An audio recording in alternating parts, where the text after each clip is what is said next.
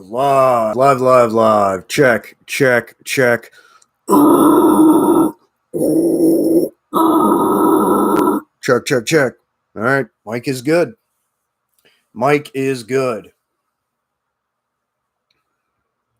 There we go.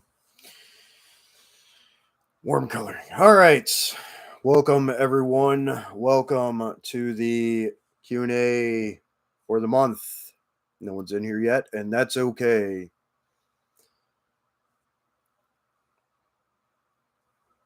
All right. Alrighty. Getting this started. Mic check. Mic is good. All right, cool. Welcome. I will say hey to people as they join. As always, I am going to do the community post questions first, and then I will just shoot the breeze in the chat with anyone who decides to show up. It has been very busy for me. I have been swamped the last couple of weeks. Apologies for not putting a video out last week. Again, very busy. Namely with getting camouflage patterns onto the market. Trying to, anyway. Got the mock-up ponchos here. That's just a promotional product showcase, not retail products. My camouflage brand doesn't retail anything. We license with printers and gear companies and stuff, so that they have a pipeline for getting a hold of camouflage patterns and then brand licensing and everything for retail and all that. So the RW, the lighting is kind of doesn't want to correct. The RW pattern, again, these are ponchos, so they have a little shine to them. Hey, George Washington, what's up, dude? And the A pattern, which is much darker. The quality of the print for the A pattern is better than the RW pattern. RW1 is a little bit blurry on the test yardage for the promotional mock-ups. But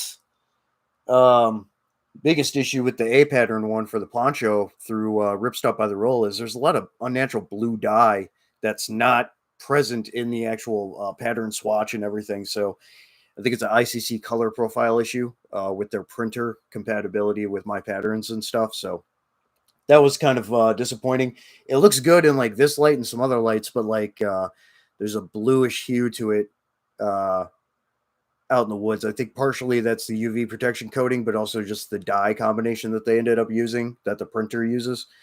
And it's not CMYK, it's RGB file, color profile file. So that was weird.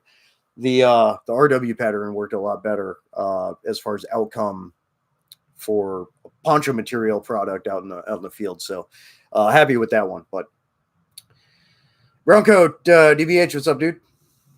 GG, what up, gangsta? What's up, dude? Thanks for tuning in.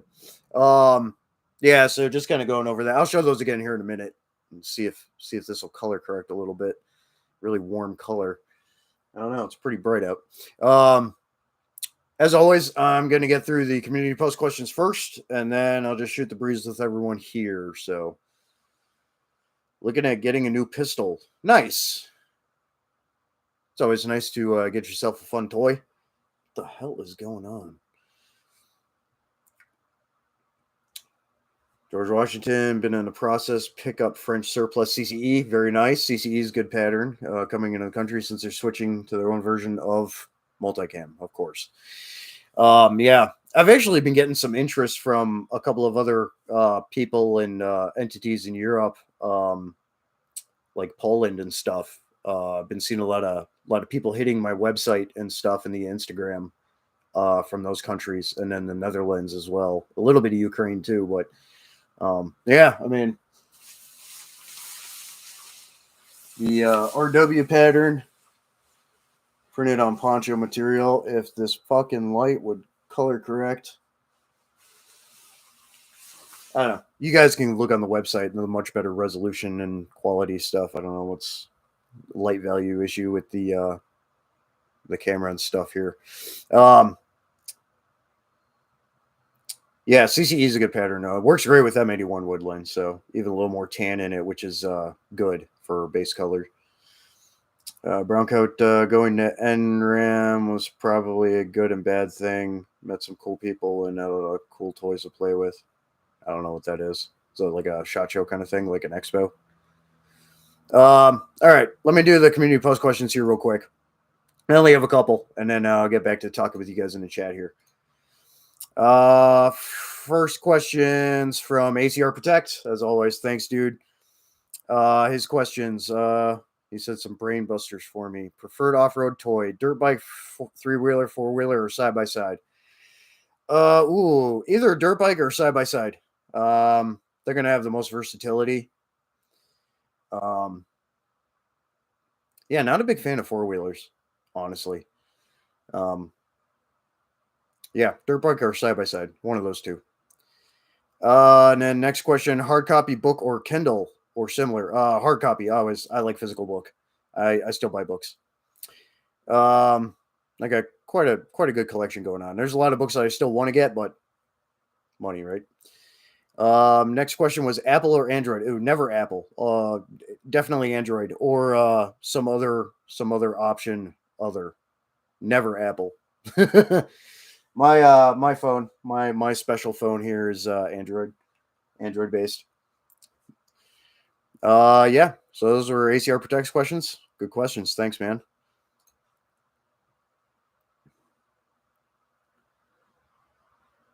George Washington, what's the timeline on the next albums? Because I'm in a bunch of projects. I will answer those shortly. Thank you. Browncoat. NRA annual meeting, mini SHOT Show. Yeah, not a big NRA fan. TSS SDS, Mac booth, talking with them about either the 1911 JSOC 45s. Okay, those are nice pistols. So very nice. Very cool. Okay, next question was Shadowy Snowman 2141. Do you think if the Iraq war didn't happen that the Ba'ath dictatorship would still be in control? Yeah, they would be. Would you say there was anything you would have wanted to have gone differently during that time? I mean, we had it won in 3-4 years. The rebuilding process, while assisting with any rebuilding, it shouldn't have turned into the nation building policing action that ended up happening for the rest of the time in Iraq. We lost a lot of people and spent a lot more money than we needed to doing that. Politics over there, as far as governance for the country and stuff, it's a very difficult and complex dynamic. There's no easy solution to it, especially with the Iranian influence and just all of the different sub-political parties and everything, and every warlord and Shah wanting to vie for some semblance of control in the country and their little territory or over the entire country. So it's a very complex situation. That's a different set of tasks to have to deal with. But as far as the nation building and everything goes, I mean, we shouldn't have been there longer than 4 or 5 years. That was our biggest mistake. So if that would have been different, I think we would have been able to put more effort into just wiping out the Taliban, which would have been possible fairly quickly if we hadn't done that. So again, assisting with rebuild and everything, yeah, of course, obviously, but yeah, a lot of the other stuff involved with that and us getting stuck there for as long as we were, that was the biggest problem there. So good questions, man. George Washington been getting an itch to piece together an AR-9, preferably utilizing Colt SMG mags. It's funny. I was just talking in a one of the private groups that I'm in with other YouTubers and stuff, and they were talking about a build like that too. Alan Xiong, welcome. About Blackwater. Well, what were other PMCs like Triple Canopy doing at the time during the 2000s? Don't hear much about them. They were around and they were doing the same things. as well as Aegis. There's a bunch of smaller companies, Edinburgh Risk, who uh, technical response. James Yeager, rest in peace, was a part of. Aranis, which is still around. STS, Cassie, CACI. There was a lot of companies, and they all had little chunks of contracts here and there.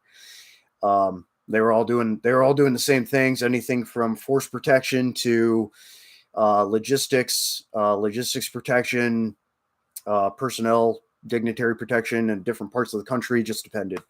So just what they were doing. So there was a lot of companies, and there still are a lot of companies. A lot of them have been conglomerated. SOC is another one.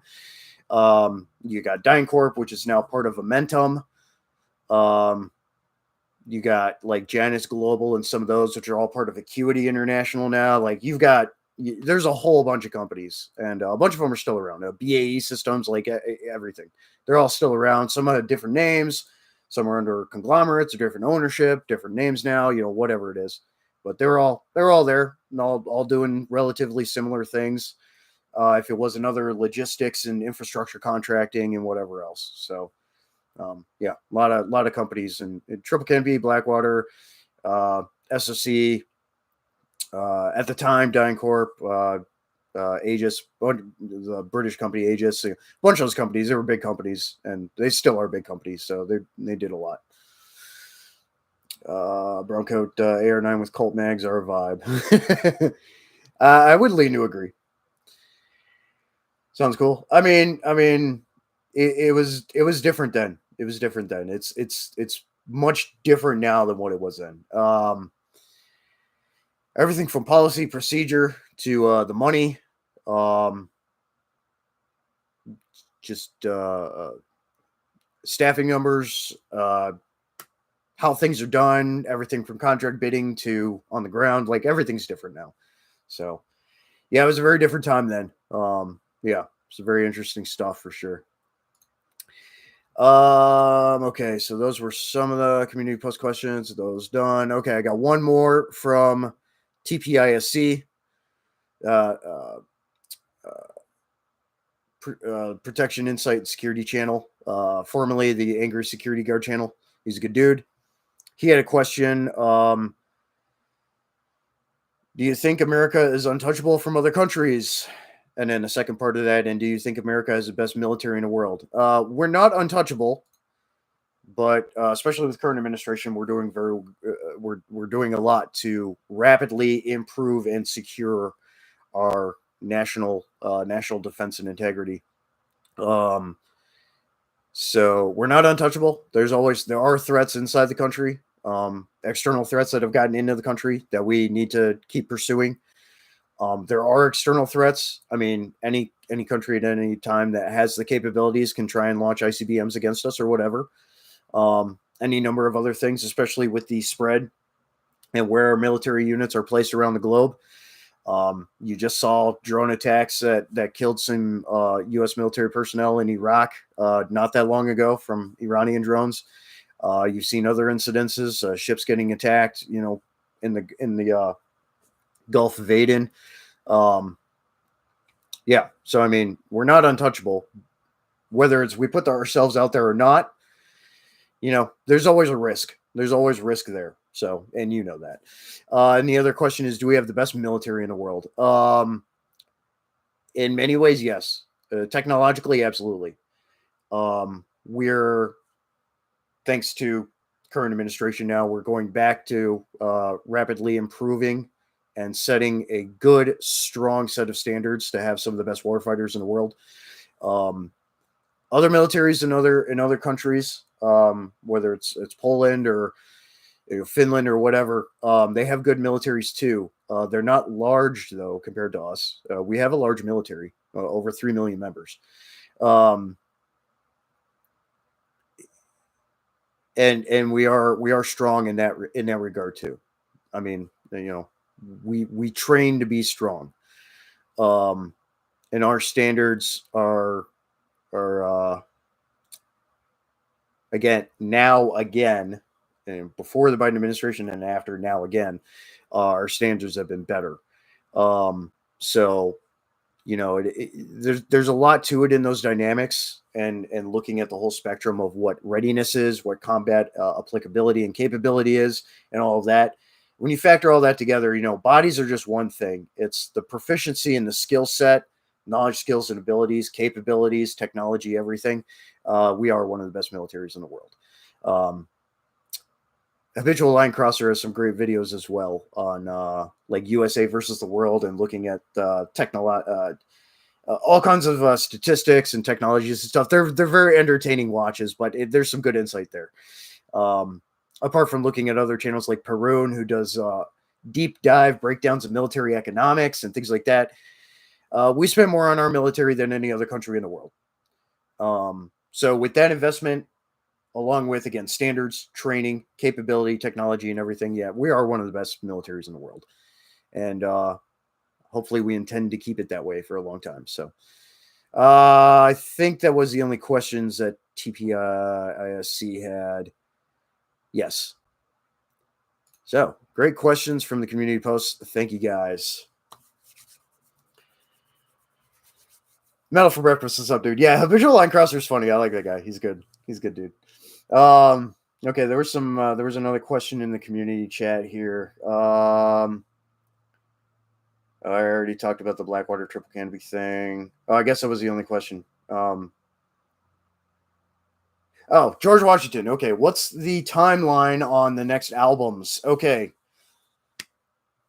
glad you asked. I appreciate it, man. I'm glad you like it. I'm glad you like the music. Metal for breakfast as well. Metal forever.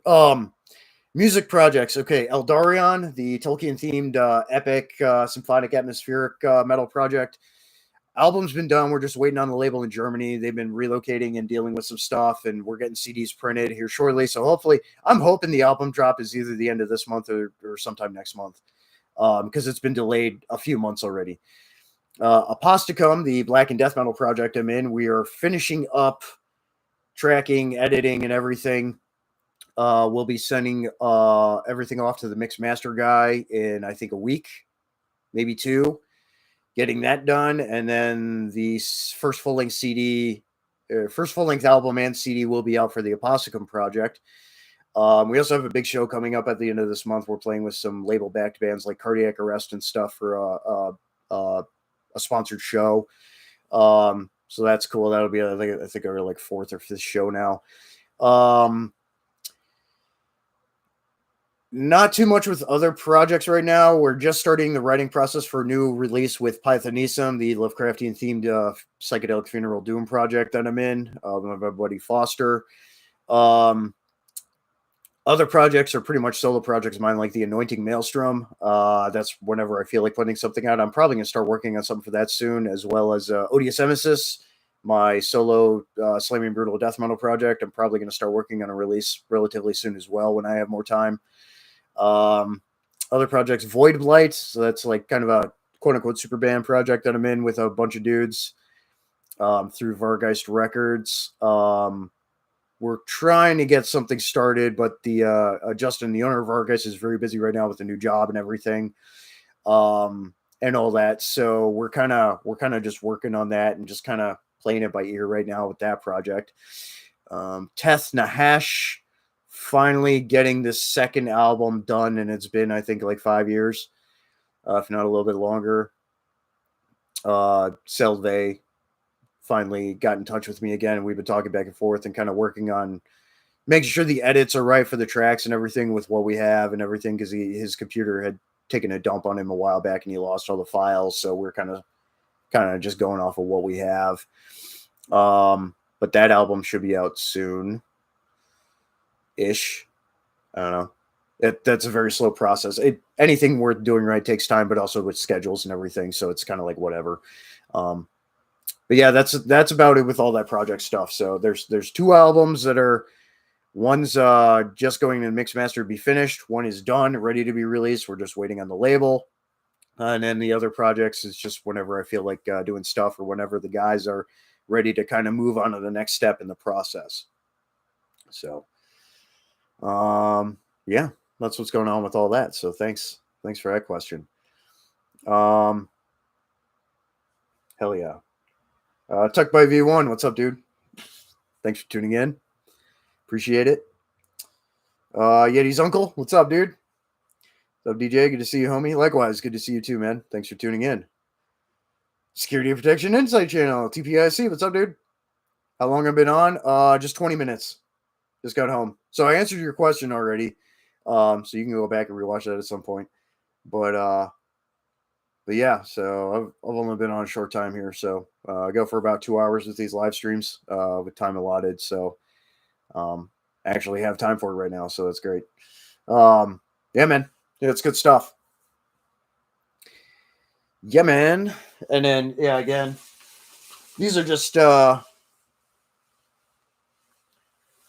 promotional products, just to the ponchos done for my camouflage patterns. It's the only two I could get printed at the time, just because of the one company I went to just for that poncho material, which is okay. It's just 1.9 ounce sil poly, silicone permeated polyester ripstop, which is typical for ponchos. They didn't have Nyko ripstop or a Cordura nylon as an option for printing. So, and then their upload program, their design tool program to upload the patterns to, only accepted like a 60 megabyte file size file for design. So that's super small, especially for a high quality, full resolution design. So I can only get like 2 of the patterns printed, unfortunately. But they gave me a B2B discount, which was cool. So it didn't really cost all that much to do like 4 yards of each. And then I just made some ponchos out of them. And that'll be for promotional, display and stuff at expos whenever I decide to do those. And then a little bit of media production, photos, video, and all that out in the field with the patterns and stuff. It's not really the right time of the year for the A pattern. And then the RW pattern. I'm waiting for it to get a little more green out. Because our spring isn't terribly long and it takes a while for everything to green. To be able to do some more testing and in the right light dynamics and stuff, because light and shadow is an effect and a factor for that. The last time I went out, just last week, it was overcast and yeah, kind of a pain to get some good photos, especially in the area that I was in. So I got to go to another spot and do some more promo photos and things like that, and all that. And I need to find another printer that has Nyko ripstop uniform material and proper denier, like Cordura nylon and stuff that I can get a hold of to print the patterns on with an uploader or with a partner that actually accepts a substantial file size graphic image of a high quality camouflage pattern swatch. So there was just some hurdles that I've been having to deal with that, and then just of course trying to get a hold of other textile printers and stuff has been a big pain in the ass, and it's a grind. So some of them just don't respond, for whatever reason. They're just busy or whatever, and then others, they just can't do it or whatever. There's any number of reasons that they have. So Yeti's uncle, yeah, I gotta love dealing with all the members of the band.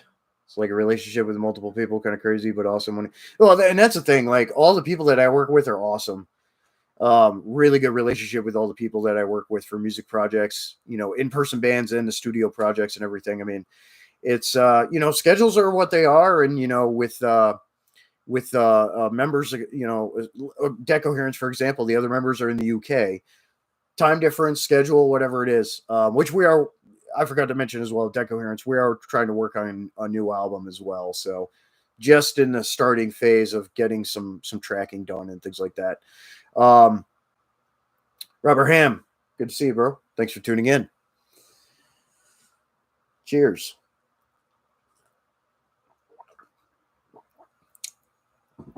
But yeah, no, relationship wise, like with all the dudes that I work with, they're all awesome. They're super solid. So I mean, no complaints there. They're all really good. So it's just schedules and everything else, and it is what it is. And the Aposticum project, that's a touring project, or that's a gig playing project. So those are all local guys, and we're working on the album, which is going to be awesome. You guys are going to love it. Um, and getting that finished up here, and then we'll start playing some more shows to relative frequency. Just because we all have jobs and everything, and myself and another the bass player in the band, we're our jobs are kind of on call as well too. So even sometimes on the weekends, like we have to do stuff. So being able to play like one show a month is a reasonable expectation for that, just because of how busy we are and just nature of our jobs and our lives are. But doing shows like that, and then when it does come time to say do a small tour or something, being able to allot and set time aside, and take time off from work and everything to be able to go do that. So, and a lot of bands are like that anymore nowadays. You've got your full time bands that tour a lot, and the most money for bands nowadays, most money is made in microtransactions, so album sales and digital sales for download and things like that, and merch sales on tour. That's where the money is made. You get a little bit of overhead with, with riders and expected minimum payouts and stuff at venues, and ticket sales and stuff. But a lot of that goes right into the gas tank for the tour bus or the van or whatever, and in maintenance and like other things.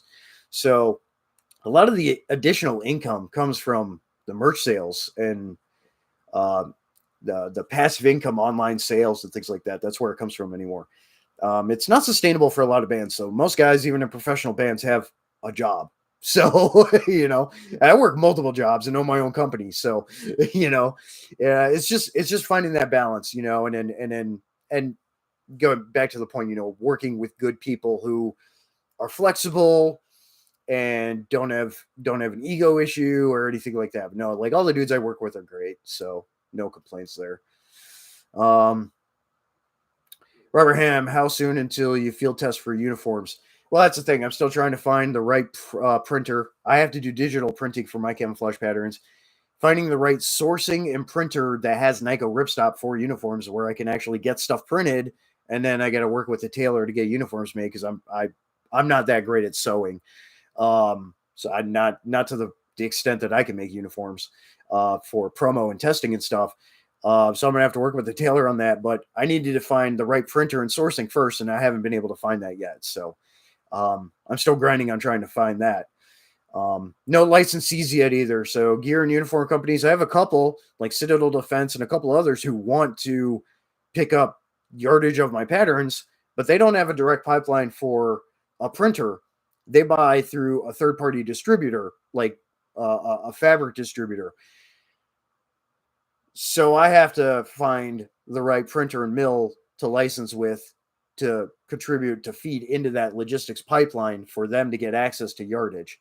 So there's really the two ways to do it.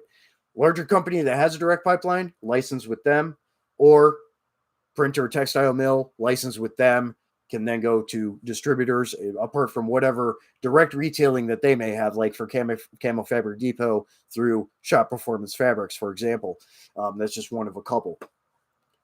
It's one of those two ways. Haven't been able to find the right one yet. So, Yeti's uncle, glad to support your camo adventure.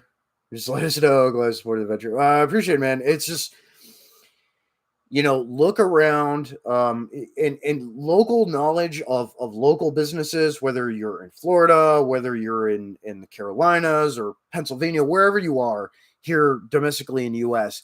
If you know of a smaller textile company that does digital print with those types of materials, fabrics that we need, so Nyko ripstop for uniforms, and then a either 600 or 1,000 denier nylon, like Cordura nylon. If they have those and have digital printing capabilities, then let me know.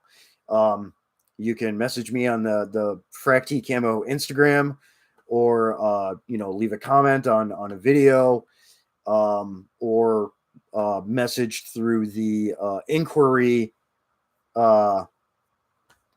contact on the Frac T Camo website. So, and let me know who's who can do that, because I know there's some smaller companies out there that I haven't found yet. Um, I've hit up a lot of companies, and again, some just don't get back to me.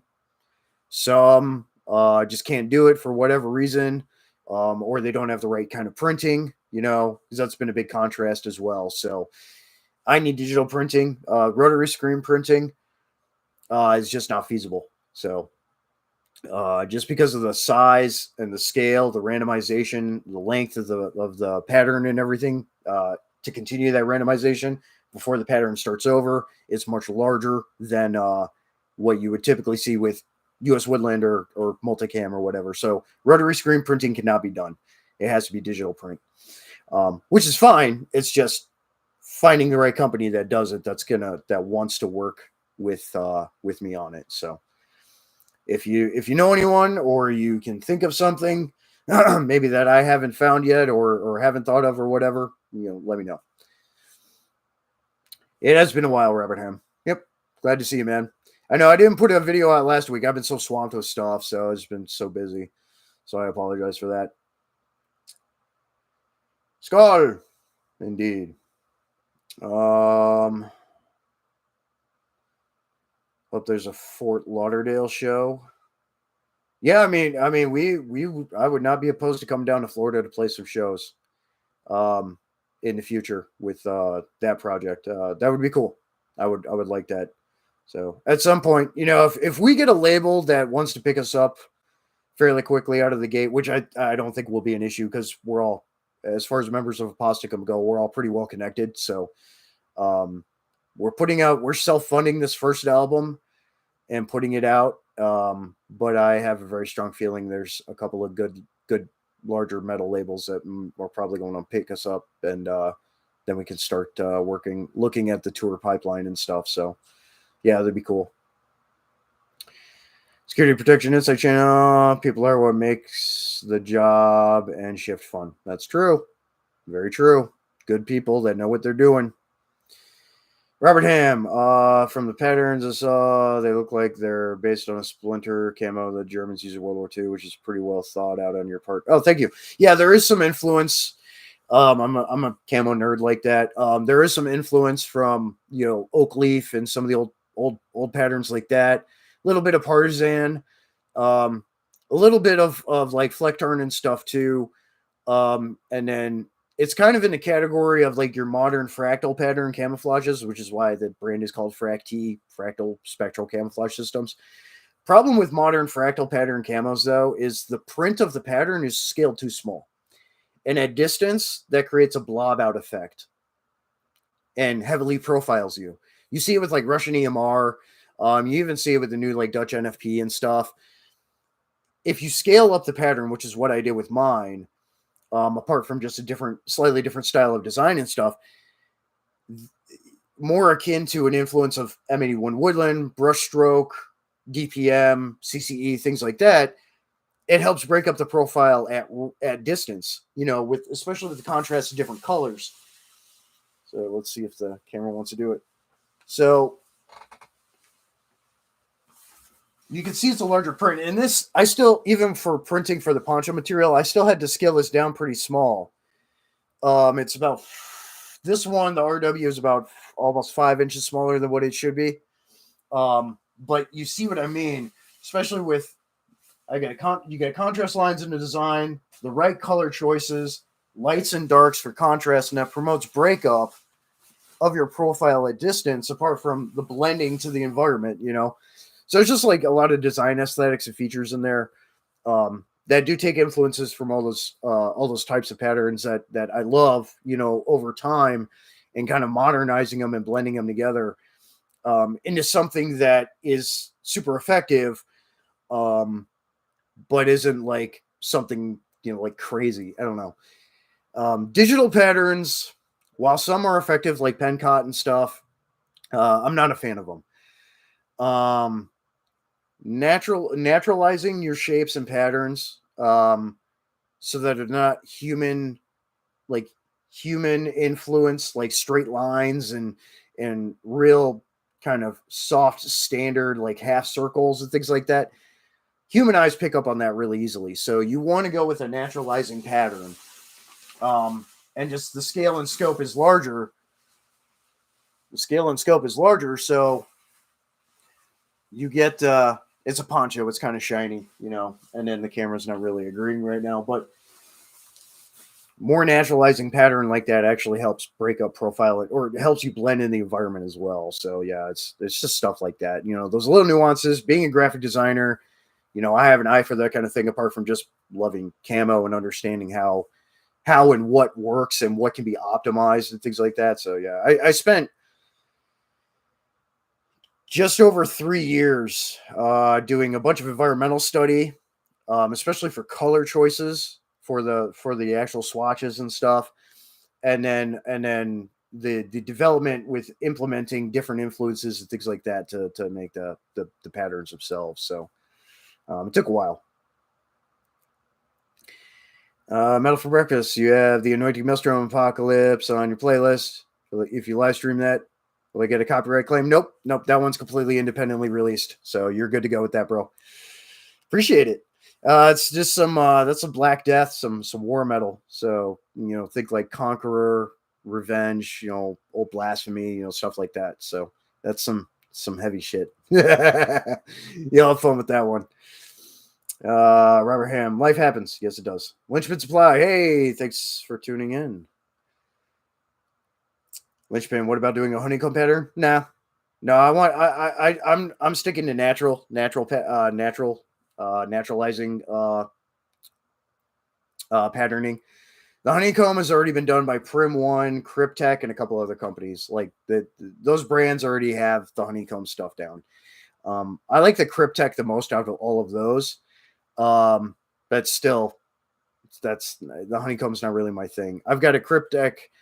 I have my shelter that I use for my field kit is a SJK satellite tarp shelter that's in Cryptech Highlander, and then I get some of the Cryptech Geary Camoform wrap. But that's it. Like I don't really like those. They're cool patterns, but I don't like using them really. I'm not a fan of honeycomb. It's a good question though. No, I mean, I've got 10 patterns, the regional application. Again, look at the website, look at the IG and stuff. Very intentionally and specifically done to cover the entire range of terrain and environments and climates across the globe, apart from just in the United States. So, I've got that line of patterns. I may do a couple more in the future later on, but, I just need to get the right licensees and sourcing of printing and material first to even be able to get this stuff in the market in the first place. That's still what I'm trying to kind of tackle right now, because that's not an easy part of the process, and it's fairly limited as far as I've found right now, and who's capable of it, and who's actually even just willing to work with me on it. So that's a process I'm still working on. So, but yeah. So, the fucking camera wants to. There we go. Yeah. What is going on? Just the bulb I have in there. But yeah, so that's the RW pattern. I've got the A pattern here, but it's darker. It's not the right time of the year to really do testing on it either. Apart from, I'm not really happy with the color quality of the print on that one. It came out with a lot more blue in it than what there should be, and I'm not very happy about that. Apart from the because it's sil poly, so silicone permeated polyester ripstop. But there's some UV protection stuff on it too, and that's really giving off a bit. That's accentuating the blue out of it with the dye that they use. I'm not. It's not great. The quality and the definition of the pattern on the printed really well, but colors aren't really quite on point for the other one I made and got printed. So kind of disappointed about that one, but I'll wait till later in the year when it's a little bit darker out and autumn hits again and stuff. I'll do some more promo stuff with it. Yeah, protect you from laser weapons, right? That I guess that is a benefit of ponchos. The RW one it turned out a lot better in most regards. So I'm just waiting for it to green out a little bit more here and go to some other areas and stuff and all that. Robert Ham, Nyko material is pretty much dominated by the military industrial complex and an aftermarket industry. Well, yeah. There's only certain mills that make Nyko ripstop fabric. There's a couple here in the U.S., but the rest are overseas. Um, so it's finding the right mill that also either does or has a direct segue to a digital printer is the issue that I'm having right now. There's only a couple of companies that do Nyko ripstop here in the States. And I'm not trying to work with overseas companies. Um, so, but for standard military style uniforms, whether it's aftermarket or direct pipeline or whatever, yeah, that's who I have to work with. So, um, for uniform stuff anyway. So it's just finding the right fabric sourcer, right mill, and the right digital printer, printing company. So that's the process. That's how it is.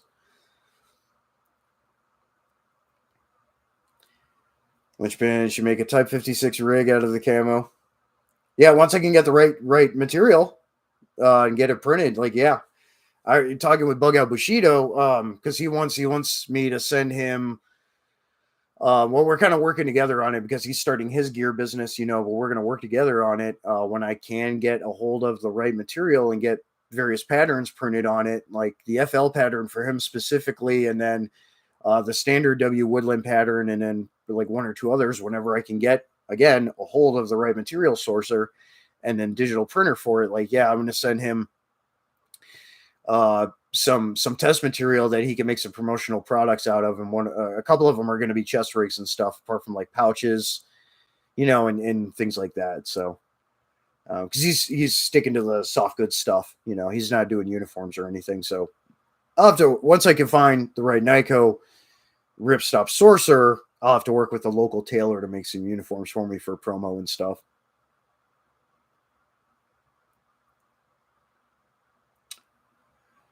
Robert Ham, have you at Canada for their uniform suppliers? No, because of tariffs. And half of the Canadian companies source their stuff from China because they're in bed with each other. So I'm just trying to work with the U.S. companies right now. I'm trying to strengthen our domestic production. I'm trying to give them business, strengthen small businesses, and our domestic capabilities as much as keep everything in house to protect my IP, intellectual property. That's a big part of it. Security protection inside chain, pretty good. I see you succeeding in this business. Oh, thanks, man. I appreciate it. I mean, it's a grind. You just have to grind. You just have to keep at it. I try and be very active with the, especially with the additional promo marketing and everything with the IG page and everything. Like I try to be as active as I can be with it. I have to get out again soon and do some more promo photos again once it greens up a little bit more here. Our springs are fairly short, and then summer is only a couple of months, and then it's right back in autumn, and then we have long ass winters. So,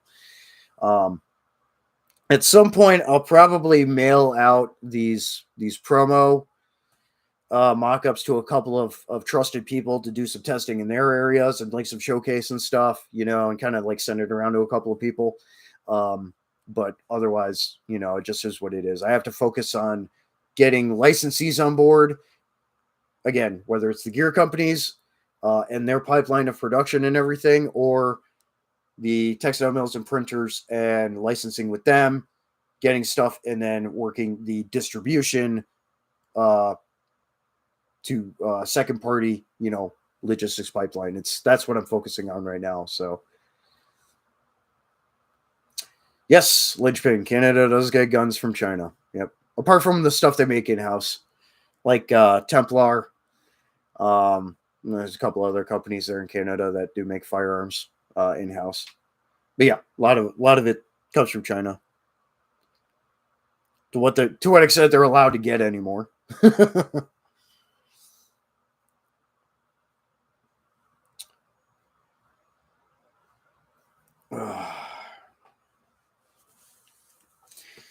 Good questions, good topics, guys. You guys are on point with the discussions here. I appreciate it.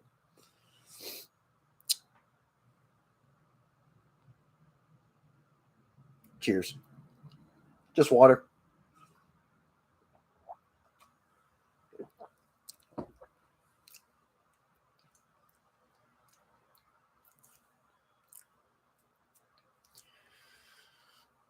DFT, welcome.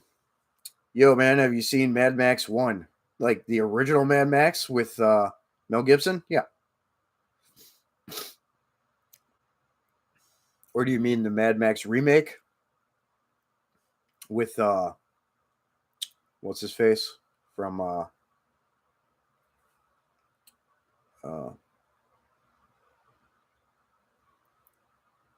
Tom Hardy? Yeah. Yeah, I've seen them both. Yeah. I've seen all the Mad Maxes. Lynchpin, Canada had like 50,000 Chinese troops training with them in Canada. Yeah, Arctic warfare training. Yeah. Yep, saw that. That was a while ago. It was like 2 years ago, 3 years ago now. Roberham, your brother in arms. We have to look out for each other. Yeah, right. Well, the Canadian government needs to get their head out of their ass. Canadian people are great. They're great, especially me. I'm real close to the Canadian border. You know, we're in that subarctic line. You know, um, but the government's kind of screwing you all over there. It's making it harder on y'all and for us. But yeah, no, definitely. I mean, the slick vest that I have for my personal rig is a Gear Dynamics, and that's a Canadian company. They make soft goods. He's a Canadian GWAT vet dude that runs that company. I ordered a slick vest from him in M81 Woodland a while back. So I mean, I try and support, and that was before the tariffs and everything. But I try and support my our coalition homies, especially those that we share a freaking border with. So, but you know, it's more difficult now because of some of the things going on. So, DFT, remember that Knight Rider? When you look at the night sky or Bubba Zanetti will blow you in the eye. Yeah. Yep. Yep. Rubberham, future son-in-law is in Winnipeg. I don't know if that's a good or bad thing. Security protection and inside channel. What do you think of the Pakistani and India conflict? Oh, you just read my message. You agree? Right on. Yeah, Pakistan, India thing is getting spicy, man. I was watching a live stream the other night up from a live feed up in Kashmir, and some loud ass booms, and you could see artillery and bombs and rockets and stuff, you know, hitting on either side. Out in the distance, you see tracer fire exchange and stuff. Yeah, it's spicy there. More spicy than what it has been in the Kashmir, because Kashmir's always been kind of, you know, spicy, but really spicy now. Um, I haven't seen much in the last 24 hours, so I don't know what's going on further, but I could absolutely see them going to full out war with each other.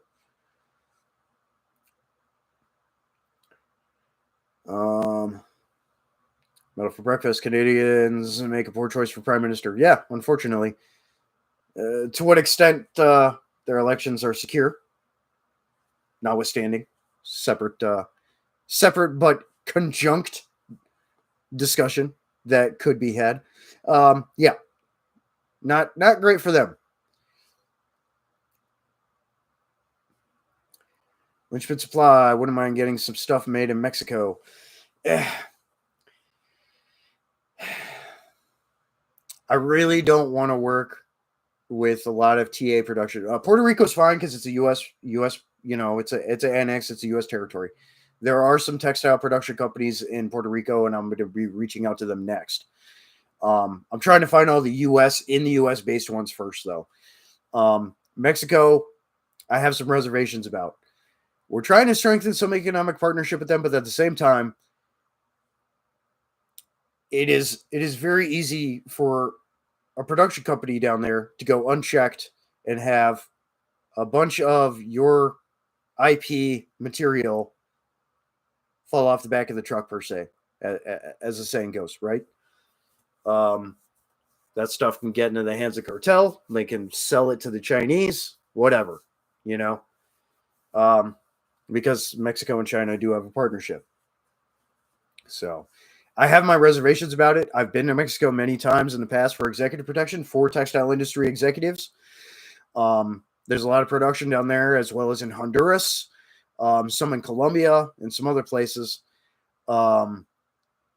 Colombia would be a little bit more secure than Mexico, even. But even then, like I have a lot of reservations about it. So I just want to keep it in house as much as possible. I want to keep it domestic for now. America first when it comes to our own capabilities of production and strengthening our businesses and everything, small and large, you know. Rubber Ham, yeah, he wants to move here for better opportunities for a job and education. Well, good. If it's better there, then awesome. Linchpin Supply, cartel would look sick wearing that Florida cap. I mean, it's a vibe, right? The FL pattern is a vibe, absolutely. And that was one Bug Bushido, and I worked with him on. Like he kind of wanted to see some things in the pattern and stuff, and he wanted certain colors, and he wanted it to be like blurred. And I was like, I could do that. And then we made it, and he was like, dude, put this in your camo line. I was like, done. That's the 10th one, you know. So, you know, it works perfectly down there. You know, the little swatches that he got printed initially for testing and making some mock-up products and stuff that y'all have seen on the website and on the IG and stuff, they turned out great. I just can't freaking find the right printer because he did like two small little things of material through spoon flour. They don't have the right material either. And again, I'm not retailing anything. So I need to find a company that does have the right Nyko ripstop and does have the right denier of nylon for soft goods. Because they don't have it either.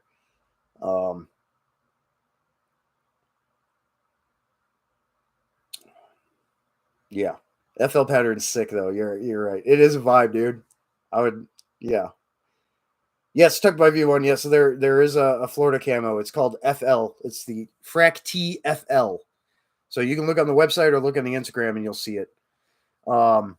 Yep, it's a Florida and subtropical based pattern for, you know, Caribbean, Bahamas, Florida, some of the island nations, some of the coastal areas, like things like that. Yeah. Rubberham, Honduras is getting the same way as Mexico. It is, and it's unfortunate. I mean, Honduras already has a pretty high crime rate, but when it comes to that kind of stuff, with partnerships and things otherwise now, yeah, it's becoming a problem.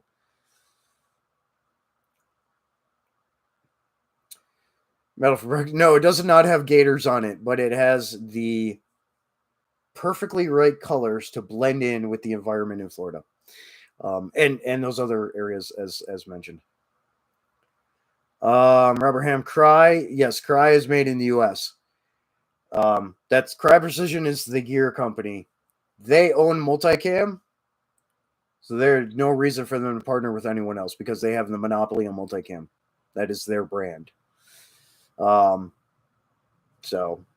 can't work with them. I like Cry, but even though their stuff is a little overpriced, in my opinion, can't work with them because I don't think they'd be willing to work with me.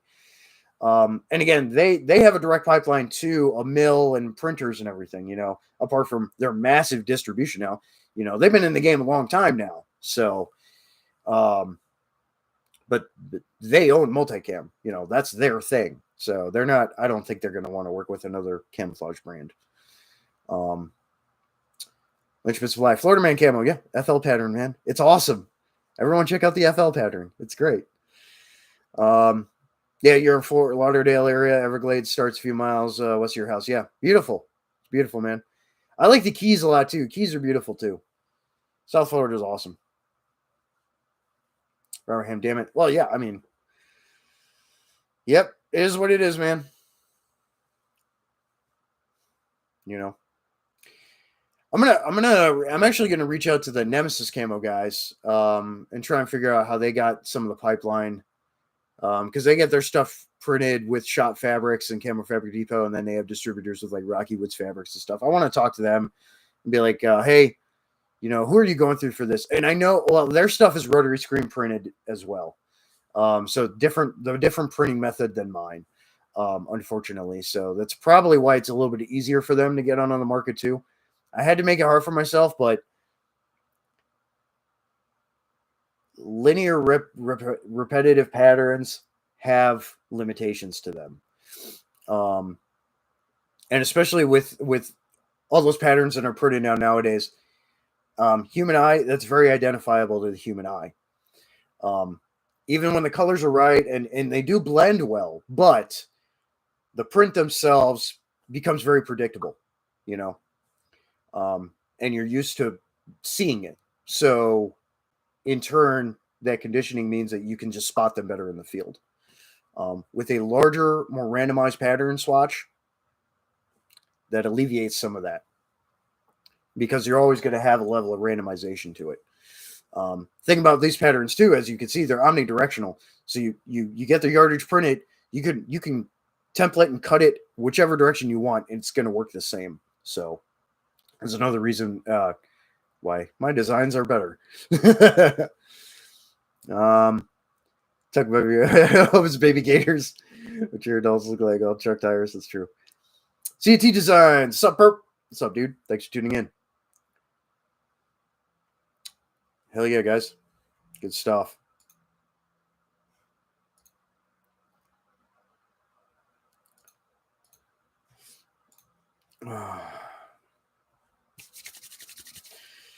So yeah.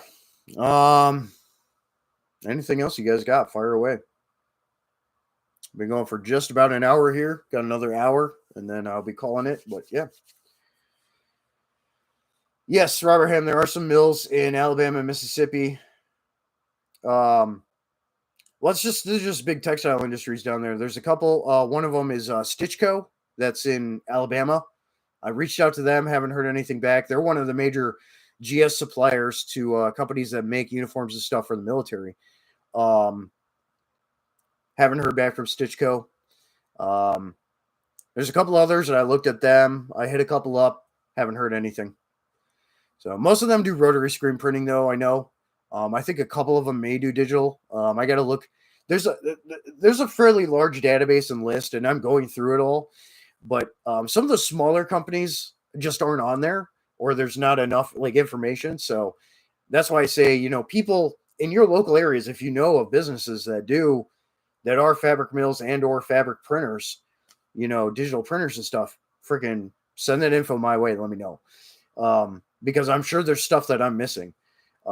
Again, because that information is just not there or whatever it is, as far as contact or a website or whatever, also talking with on and off with Universal Printing.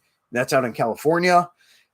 They're getting some digital printers in, I think this month or next month. Haven't heard much from them in the last month or so, but I just hit them up again because they were interested in working with me. But they got to get those printers first, and then I don't know what their distribution pipeline is, so I need to talk to them more about that. They just didn't really fill me in on that. So, but yeah, again, I'm still going through lists and stuff, but I can only do so much. If they don't respond, they don't respond. There's not much I can do. I send emails, and if I don't hear anything in an email in 2 weeks, I usually call if there's a listed number, and I try to talk to them that way. Sometimes they're receptive. Sometimes they're like, can't do it. So whatever it is, just depends. Yeah. Eyes and ears open. Yeah. That's all. That's all that's all I can ask for from anyone, so I'm doing the legwork. So you just any little bit of info and I'll look into it, I'm good with research like that. So obviously, so kind of my job.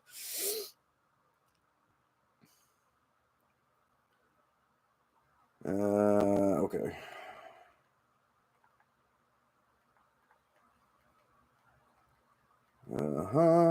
Okay. Cool.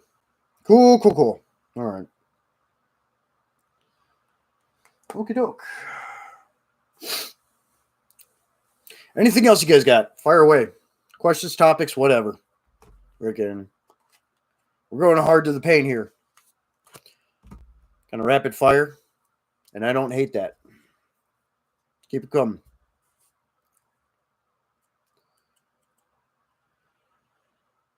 Link to my sites.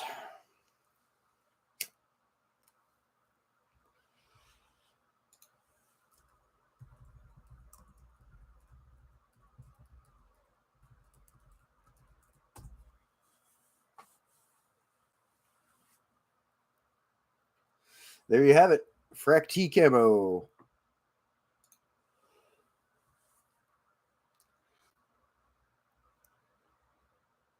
And the business also has an Instagram page, so you can find me on Instagram, Frack T camo, just FRACT camo. Yep. So I try and keep it pretty busy on there. I try to post every day, once every day on the IG during the work week. Just whatever.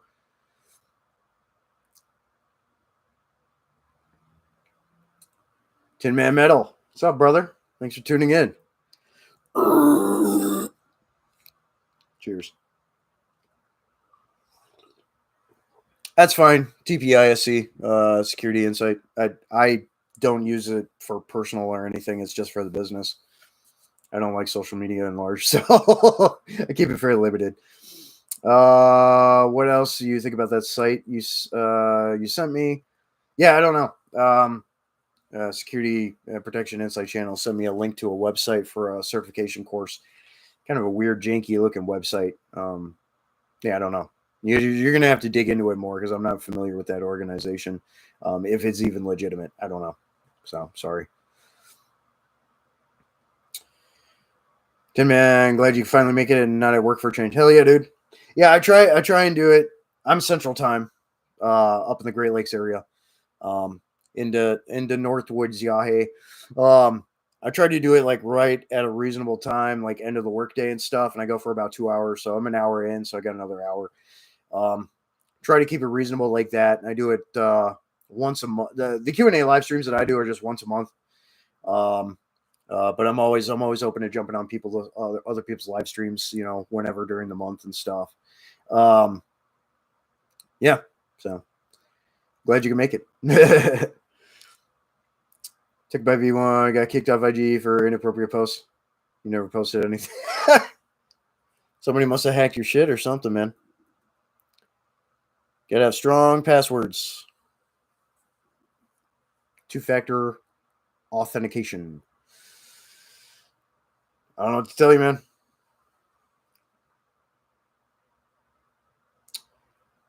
Security Protection Insight Channel. So for you, yeah, 1800, 6 p.m. Sorry. Or 1800, yeah. 1700 for regular time, Central Time. Central Time, best time. Yeah. Yeah, you're an hour ahead. So you're right on the cusp of that line, that date line. So yeah, East Coast is an hour ahead, and then anybody that's Mountain Time is what, like an hour and a half behind or whatever, and then West Coast is like 2 hours behind, 3 hours behind, whatever. Took by V1, got kicked off Facebook at the same time for selling firearms on Facebook. Never sold or tried to sell a firearm in my life. I don't know, man. That's weird. There's got to be something more to that. Tim Man Metal always having a convert time, working with ACR being Central Time. Yep. Yeah, he and I are Central Time. I'm in the far north. He's in the far south. Central Time. Yeah. Yep. This is what it is. I mean, especially like in the later in the back half of the week, like now and stuff, or Fridays or whatever, and then end of the work day, or a couple hours after the work day is ended or whatever, happy hour stuff. It's that's usually the best time for it, really. Because people are always doing stuff on the weekends or whatever. I know I'm a very busy guy because I have 10 bands, 10 music projects to do. I have my camo brand that I'm doing, my business, and then jobs, to what frequency and intermittence that is. It just depends on the time of the year and what they have for me for work and whatever. So and then I do graphic design as well on the side. So logos, artwork, business logos, all that stuff. So I keep very busy.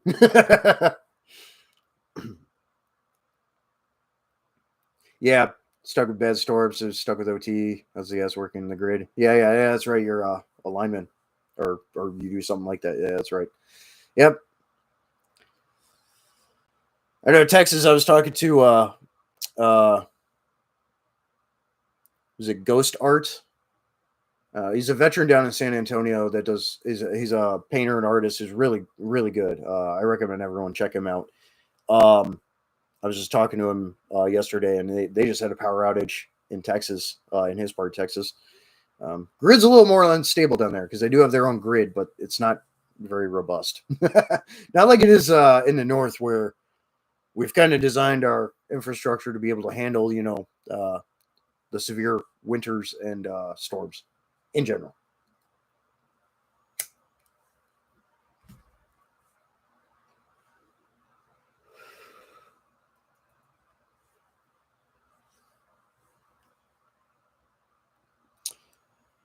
Keep firing away. Topics, questions, anything. I will hold up the pattern, the RW pattern. The camera wants to cooperate. Again, just a promotional / test poncho of material I got printed in 1.9 ounce sil poly. It's okay. I still have not found the right Nyko ripstop or heavyweight denier nylon mill sourcing with digital printing capability to be able to work with them to get stuff onto the market for distribution. That's been a big pain in the ass, and that's what I'm grinding with right now, as I've been talking about on and off throughout the live stream. So it just is what it is. Still grinding at it. So,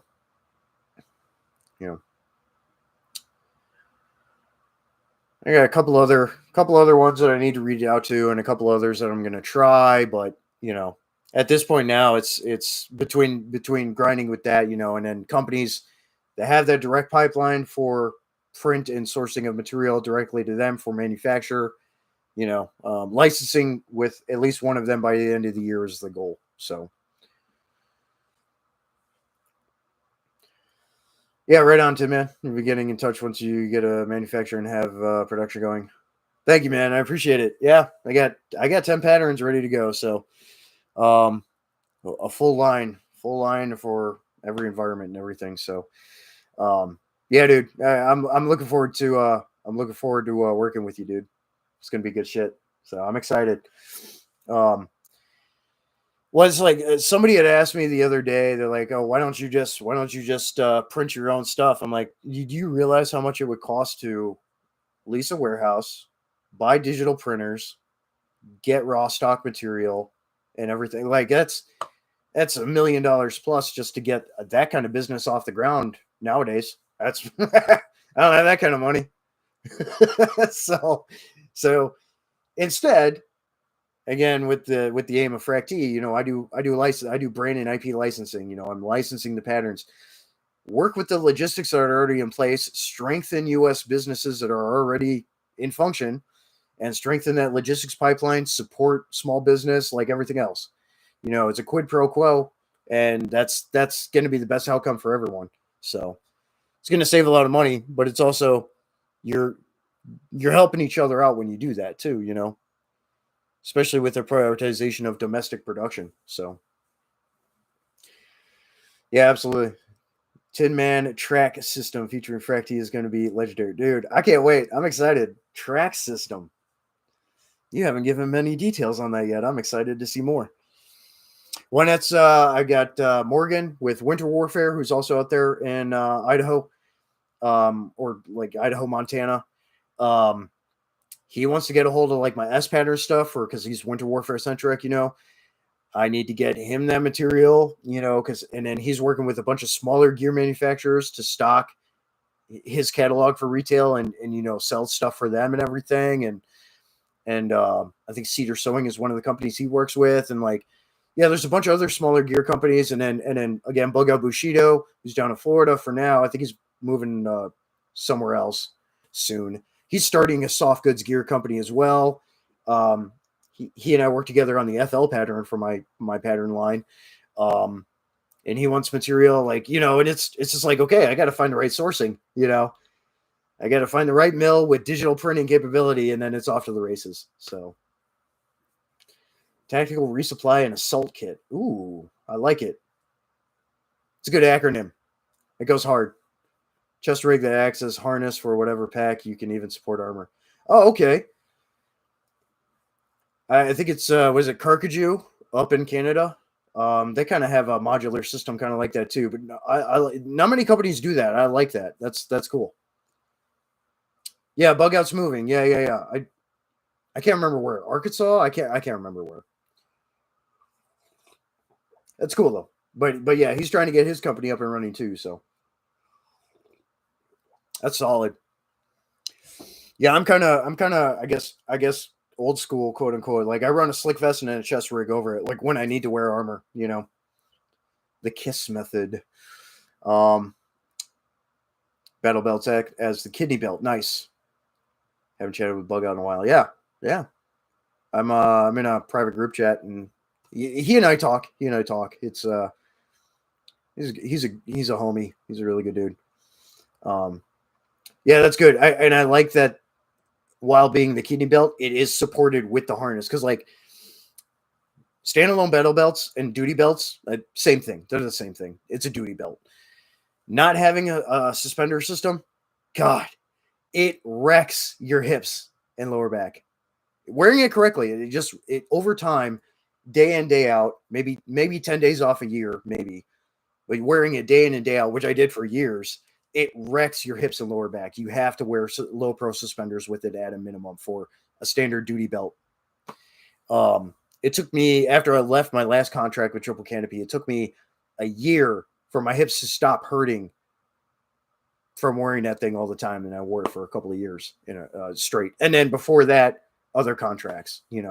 So I was just like, yeah, you need that chassis support for anything on your hips. Sam Gloves, hey, thanks for tuning in. Tim Metal used to mix it up with him and Krisky and the other raiders on Telegram. Oh, okay. I don't do Telegram, but yeah, right on. Krisky's doing well too. Talked to him a little bit ago. He's a busy man, doing his thing. Yeah, right about the suspenders, absolutely. Have you tried contacting John at SOE and asking him about his suppliers? Yeah, I did. I fired off an email. He never got back to me. Don't know what to tell you. I tried. He just didn't respond. So, because I asked him in a live stream once, and he was like, send me an email. Send him an email. Didn't hear anything. So, I would assume that his suppliers are probably like Shot Fabrics, Camo Fabric Depot, and a couple of those other companies that do the major bulk of textile printing in the U.S. That aren't direct contract, GS contract to military contract, because manufacturing companies. Yeah, right. He's in business standing still. Yeah, right. Exactly. He's a good dude. Well, it's like I built that. I built the original Risky Recondo rig prototype, the LERP rig, because we were talking. That's how I first got to talking to him. Because he had put out a video, a couple of years ago now. He was like, "Hey, I'm looking for this in a rig and all that." And I'm like, you know what? I think I can pull off a prototype. And so I ordered some fabric and I made a prototype, and it pretty much fit all the criteria. I even pitched that prototype to Varusta Leica. They were interested, but they had like a 2-year backlog on R&D and stuff that they're already in development and producing. So they couldn't do it. I'm still sitting on that prototype. So that's not part of the Frac T stuff. That's just a completely different thing that I was trying to pitch a prototype to some people. So, yep. I've still got the prototype. So if anyone wants to put, kind of finish some of the fixes and improvements that are minor that it needs, that I can, advise on and stuff. If anybody wants to put it in production or knows someone that wants to put it in production, let me know. I'll just straight up sell them the prototype. All the handwritten notes I got, everything. I'll just sell everything to them. When your joint kicks off, you want to object to handling a risky recovery. Hell yeah, dude. Yeah, when you get the biz off the ground, dude, I'll send it to you. You're freaking more than happy to do that if you like it. So like your SDF pattern 83 rig, it's a fully stitched construction. It's not modular, but the pouch placement's better. It's actually pretty light. It's all five. That one I made out of 500 denier, which is plenty strong. Kind of the bellow multi-mag compatibility pouches. Like, it's got all that stuff. So yeah, Yep, literally what you're going to be doing. Hell yeah, dude. Yeah, I'll freaking yeah. If you want to take up that project, I'll send it to you, man. Just let me know.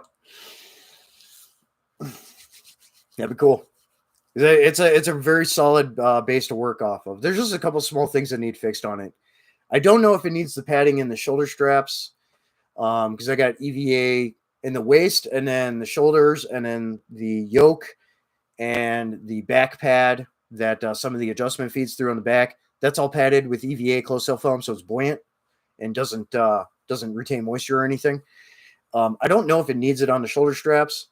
The yoke could probably be brought in just a little bit, which I had done like once or twice before already, just to kind of bring it in a little bit because the straps wanted to kind of come off the shoulder. They stay in place with the placard, the detachable placard on the front on.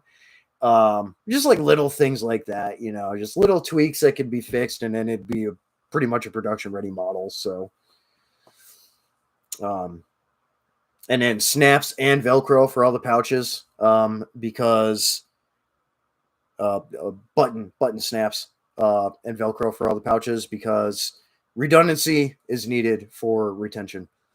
I'm not big on shock cordage. I like covered flat pouches.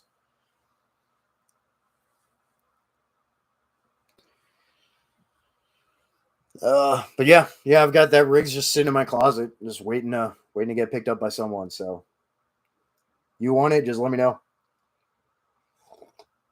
Yeah, and that's why I run the ops enhanced combat chest rig, covered flat pouches and stuff. I love that chest rig. It's fantastic.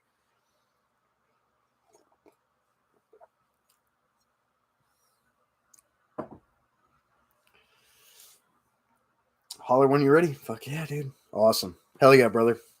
I'm looking forward to it. I'm excited. Good partnerships with good people. That's what the fuck is up. Now I just got to find the right textile sourcer and digital printer. That's been the process. Been doing a lot of that, and then making these poncho mock-ups and stuff, and then some of the music stuff, obviously, keep busy with that. A little bit of graphic design here and there. Haven't had a lot of commissions lately, but that's okay.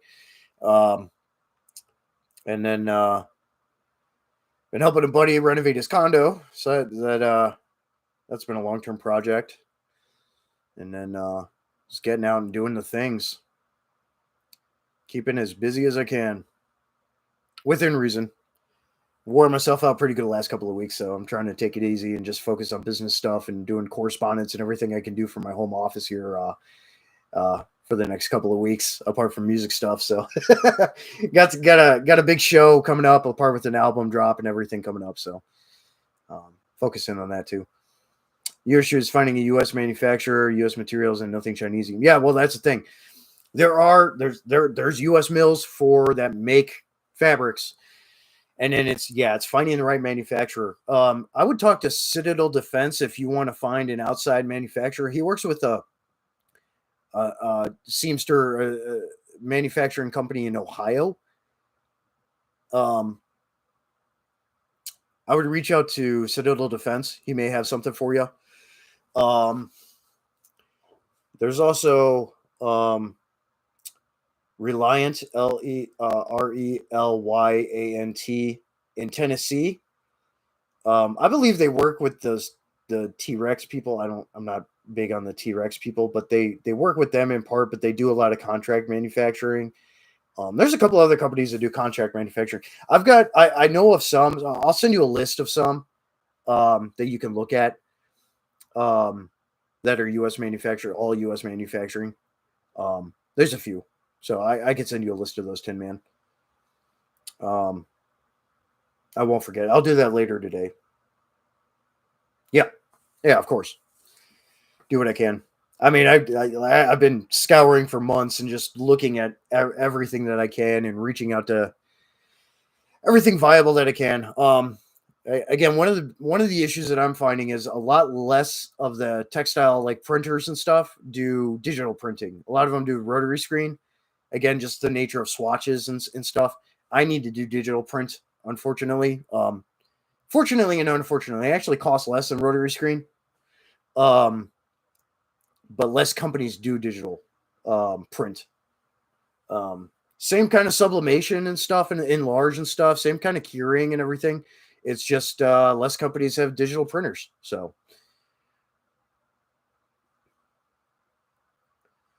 Refuge,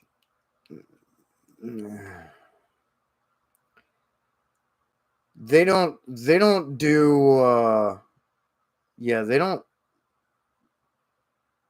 they deal with US made materials, but I would guarantee that they're getting their materials from some of the companies I've already mentioned or that I already know of that I've reached out to.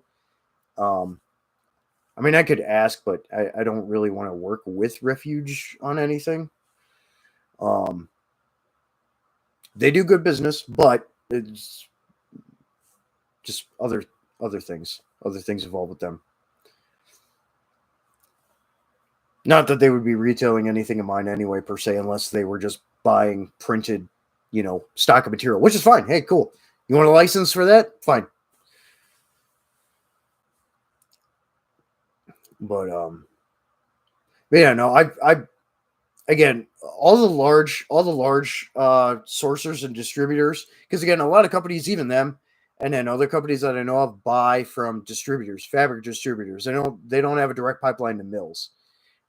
Larger companies like Proper and things like that, they either have their own mills or they have direct pipeline to mills. Um, the other side of it, like I mentioned a couple of times now, is companies like that, smaller companies, they're just buying yardage from a distributor, um, not a direct pipeline. So it's one or the other.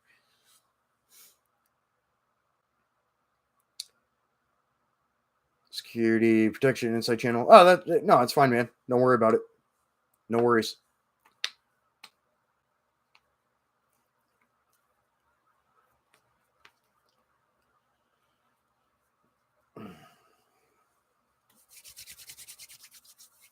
Literally just finding the right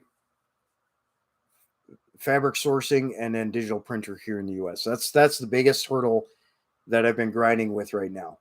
Um, once that's over, or once that's been secured, off to the races as far as further potentiality for an opportunity for distribution to, again, the fabric distributors and retailers that just do yardage retail, and then companies that want to license the patterns and the brand and everything and all that. I've got my brand guide and everything all set up, how to do the retail tags, fabric tags, like all that stuff.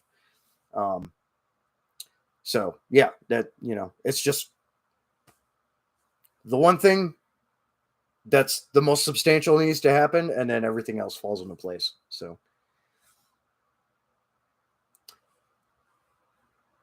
you didn't miss much, TPIC. You didn't miss much. Just been kind of talking about at length about some of the same stuff, which is fine. It's good discussion, necessary information. So Tim and Metal, I've been trying to get another distributor for the ScrimNet used since the US place you were with sold foreign. Oof, rough. Scrim netting. Well, I know Ripstop by the roll, and that's where I got this test yardage of Sil Poly that I got. They do netting printing. So it's like print to order or like custom design and print to order stuff, you can get netting through them at a pretty good price. You could probably set up a B2B account with them too if you're going to be ordering repetitively and stuff. And they'll set you up with like a 10% discount code and things like that. Ripstop by the roll. They don't have other materials to print on. Like they have Cordura that you can buy, but they don't have it as a print option. Otherwise, I would have had some of my patterns printed on Cordura nylon already, but they don't offer it as a print option for custom print. And they don't have Nyko ripstop, which is weird because they're called ripstop by the roll. They've got Dyneema stuff. They've got a lot of the polyester ripstops, the lightweight stuff for like ultralight backpacking and like all that. But they do netting as well. Tuck by V1. Okay, one of us needs to get rich ASAP and build a facility so we can get some FL gear. Hell yeah. Well, I don't know if you play the lottery at all, but the numbers are looking pretty good right now.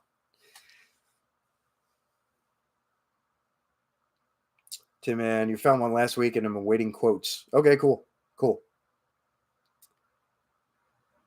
Hopefully that works out for you.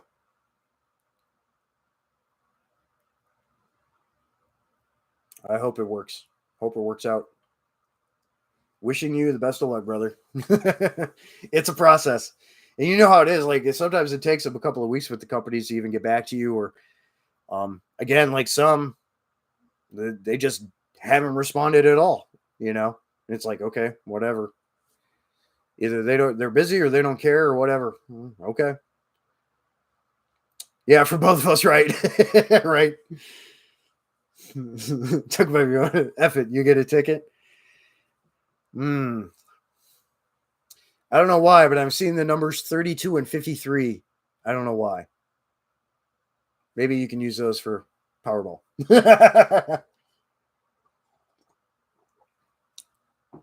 8. I'm seeing the number 8 as well. I don't know why. I'm usually pretty good with that. Like just kind of thinking up numbers, and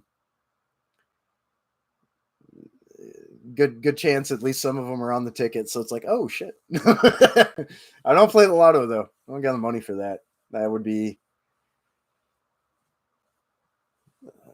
would contribute to a regular pain in the ass.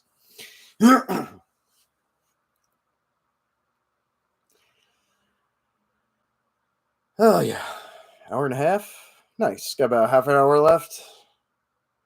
Shoot the breeze with everyone for that. Freaking. Any other questions? Any other topics? Anything? Freaking fire away. Anything you got? Oh. There's vacant industrial buildings around you there in Kentucky. Oh, okay. I'm not in Kentucky, but it's a beautiful state. I mean, if somebody has, 150 grand to get a couple of digital printers and then the money to lease one of the buildings and then payroll for people to maintain and operate the printers and people to do the cutting and packaging and distribution of yardage. That's what I'm saying. It's easily $1 million to get a business like that started, nowadays. If you got the money for that, freaking go for it. Yep, takes money to make it, sadly, yeah. And I'm already, I had to do trademark.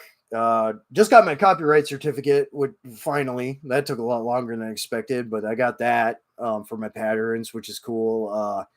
Had to do all that, legal fees and all that. Getting some of this test promo yardage, other products. Maintaining a website, like everything. Yeah, I'm already spending money as it is.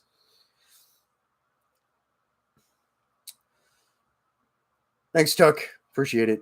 Metal for breakfast. Been listening while you made the missus an omelet. Ooh, it smells good inside now. Love me some omelets. Hell yeah, dude. That's awesome. Modern for Tuesman. What's up, dude? ACR Protect. Yo! Answer your questions earlier, by the way. Glad you guys can make it.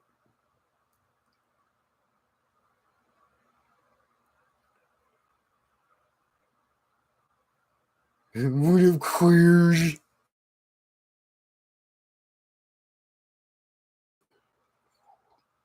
Andrew, what's up? Appreciate you guys tuning in. Got about 30 minutes. Got 30 minutes left in the live stream here, so later as always. No, that's fine, man. I try to do it in a block of time where it's right at the end of the workday, whether you actually get out on time or you got to deal with the BS and you get on a little bit later. That's why I go for about 2 hours. Is what it is. No worries.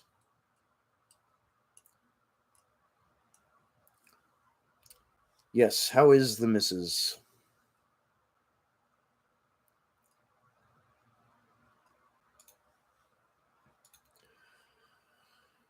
Come on, camera. What is going on with it?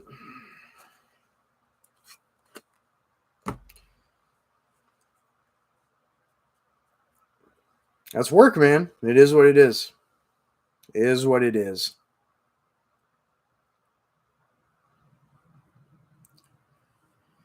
You're out of here, Tuck. Take care, dude. Thanks for tuning in. Great talking to you again. Glad you could pop in. And have yourself a great rest of your week and a great weekend. Have fun out there. Fun in the sun down in Florida. Take care, man. Yeah, all the cool kids, trickling in slowly but surely, and that's okay. Yeah, I'm glad people are popping in. I've been fairly sparse with my presence on YouTube as it is, just because I've been so busy lately. So I didn't even put out a video last week, unfortunately, but try to when I can, where I can, and everything. Just been super busy.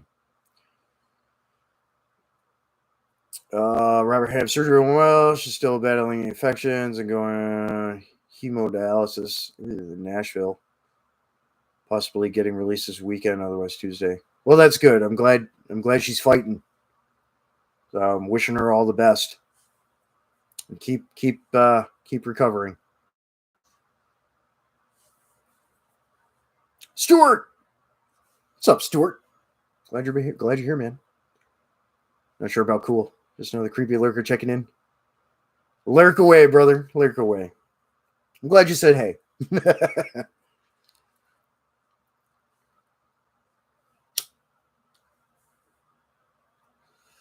Really made her day. Awesome. Yes, everyone wish Robert Ham's wife a speedy recovery.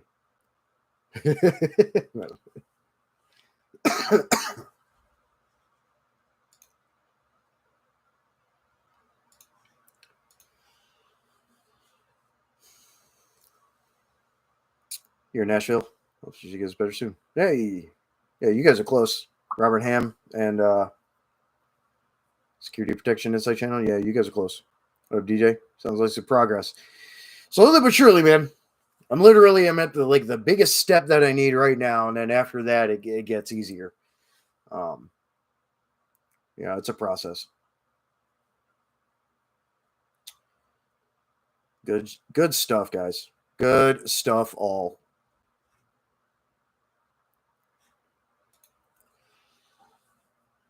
Excelente. Yeah, I got business. Yeah, I did business cards too. I got some business cards here.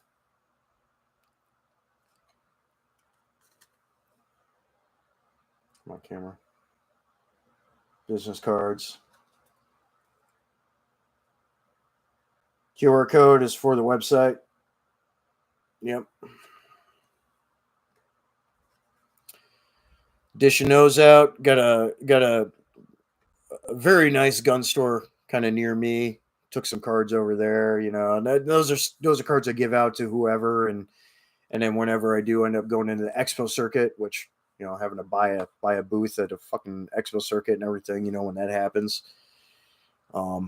Need to have some sourcing in place first to really make that more feasible. I mean, I could start doing expo now.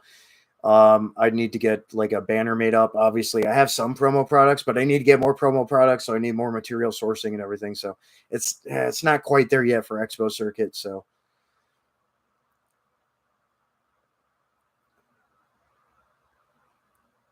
any drinks tonight, DJ? ACR Protect? Nope, just drinking water. Nope, it's a Thursday. It is Thirsty Thursday, but I'm not drinking anything right now.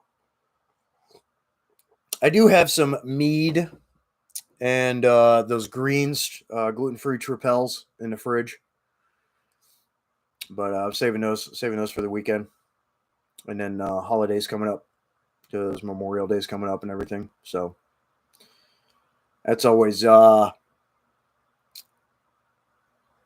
it's a good celebration, but tough at the same time, if you know what I mean. Um, Eventually, someone will step up to the printer, step up to the plate with printer, and get the party started. Yeah, absolutely, absolutely. It's a matter of time. Barbara Ham found yesterday. She was close to permanent internet. Whoa. White cell count was 18,000. Oof. Yeah, that's not good. Definitely fighting infection. That's an indicator. Twin Arrows, what's up, goons? Thanks for tuning in, dude. Tin Man, you talking about bands earlier has me bugging to go bang around on my kit. Dude, fucking do it. Do it. I know Randall Grumproof has a kit, and he says he's been itching to play too. Freaking go play, dude. Yeah. Got a couple of albums coming out soon, and got a show coming up at the end of the month. We're playing with Cardiac Arrest. They're on Hell's Headbangers Records. We're playing with Witch Pit. I always forget the label they're on. Kind of supporting those guys coming through. Yeah, it's going to be a good show. Modern participant. What's your home address and social security number? Wouldn't you like to know, Fed boy? You got my address. We're homies. Yeah, modern. Yo, Andrew. Yep, doing the PCR. Everyone say hey. Hell yeah. Mead. Nice. Yeah. White Winter Winery is a meadery and winery up north of my state. Their sweet meat is fantastic. I really like the Dansk Mjød stuff too. Olden Skull and Viking Ship are so good. Well, White Winter Winery has a bunch of meads. I get their sweet mead because it's just delicious. I can just rip a whole bottle of that by myself. It's so good. Hell yeah, good mead. Security protection insight. Yeah. I gotta. We'll talk. We'll talk in our chat that we have. Justin, I'll send you some business cards. New camper is up. Morning alive will be in it. Nice, congrats, man. How's the cabin process coming, Twin Arrows? Oh, you make your own mead, Stuart. Yes, get your jug going. Mead is on the mind lately. Hell yeah, dude. That's what's up. Hook. What's up, homo? ACR Protect. Yeah, what's up? What's up? Everyone say hey. She had 3 forms of staph. Ooh. Early stage of sepsis. That's not good. That is not good. Yeah, hope she recovers soon, Robert. Stop the cabin. We're only staying here for another year. Then I'm moving out of North Carolina. So I just set up another camper. Oh, okay. Is what it is, I guess. Okay.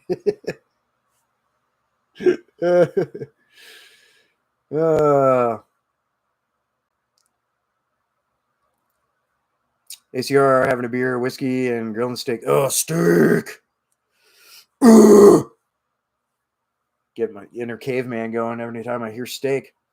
Had band meet up this last weekend, and I brought porterhouse pub steaks or burgers, porterhouse pub burgers to grill up. Oh, so good. Porterhouse pub burgers, so good. Going hard AF with a lemonade. Hey, lemonade's good. Nice. I like me a lemonade. I like me some Arnold Palmer's too. Delish. Metal for Breakfast had a CT scan today. The hospital called a couple hours later saying the machine glitch and need to go back. Dude, at least it's not as bad as an MRI because those take frickin' forever. At least a CT only takes, 30 minutes or an hour. MRI's freaking Last MRI I had took 3.5 hours. It was miserable. But that sucks. It sucks that you got to do it again. You get irradiated. You're gonna be glowing, dude. You're gonna be freaking the Incredible Hulk. Shit happens, man. Blame Skynet. It's beer 30. It is. It is for most people beer 30. So cheers to all of you. I just have water for now.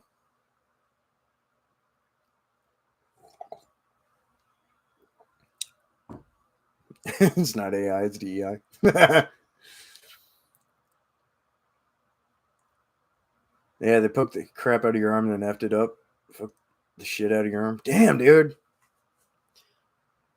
That's the worst when you just get somebody that's bad at veins. Worse when they either blow it out or they hit a valve. God, it's so painful when it's in a valve, dude. Oh, worst. It's worst. Yeah, and then that happens with the machine, dude. Yeah, must be some fresh off the diploma, freaking residency techs. I got something.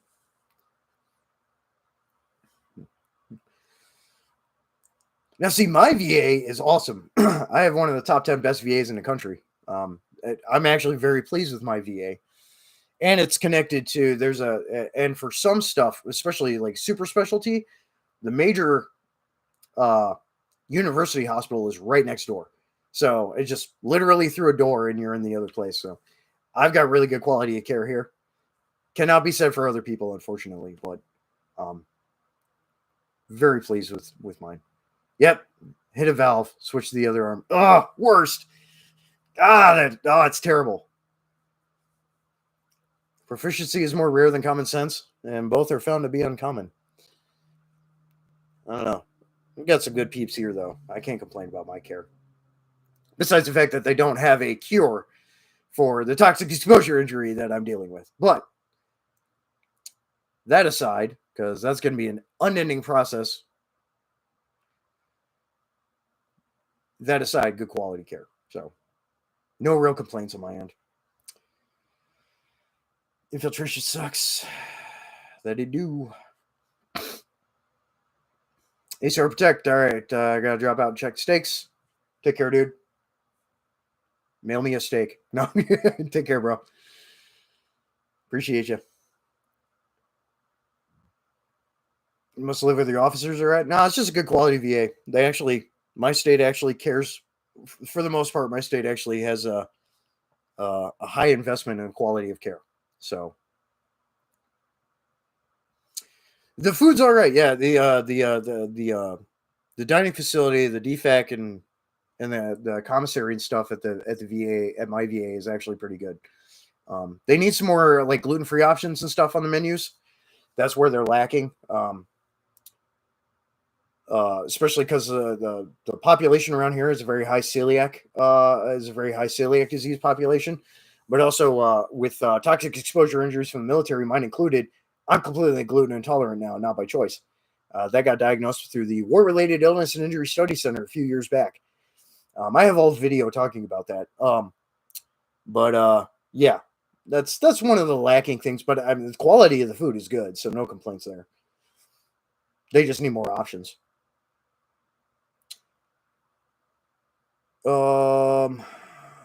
Prepare Citizens, what's up, dude? Thanks for tuning in. The local hospital, Robert Ham, UW Madison. Well, it's the VA. It's VA hospital, and then University of Wisconsin Madison Hospital are right next to each other. Yeah, excellent facilities, no complaints. So best in the state. Metal for breakfast. They actually are generally excellent, just not today. Yeah, off day happens, I guess. That sucks though, man. I'm sorry. Sorry to hear that. Metal for breakfast. Hopefully they remedy that issue. Jay, just come down and have one, dude. I know at some point I need to get down to Texas. I got family down there too, and I need to see Brent. He's got the Delta company spinning up. I need to see some family, and then you. Yeah, no, definitely. At some point, got to make it happen.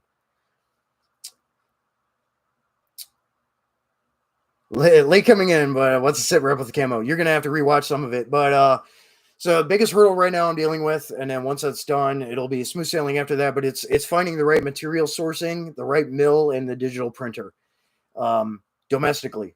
So that's the biggest issue that I'm still grinding through right now. So they hit a bunch of companies up. Some just haven't responded. Some can't do it for whatever reason. Some that I've looked at and have tried to work with, like Ripstop by the Roll, they don't have the right materials to do other stuff for soft goods and uniforms. They just don't stock those materials for custom print orders. Number of things. So I'm still working through the catalog of companies that are out there to try and find the best one or the right fit. So that's where I'm at with the process. So, and then getting licensees on board, but that's whether it's having the sourcing for distributors that they need, which is a part of that process right now, or finding the right companies that want to license, that have a direct pipeline of sourcing and printing and stuff. It's one or the other. So, yep, that's where I'm at in the process right now. Kind of the long and short of it.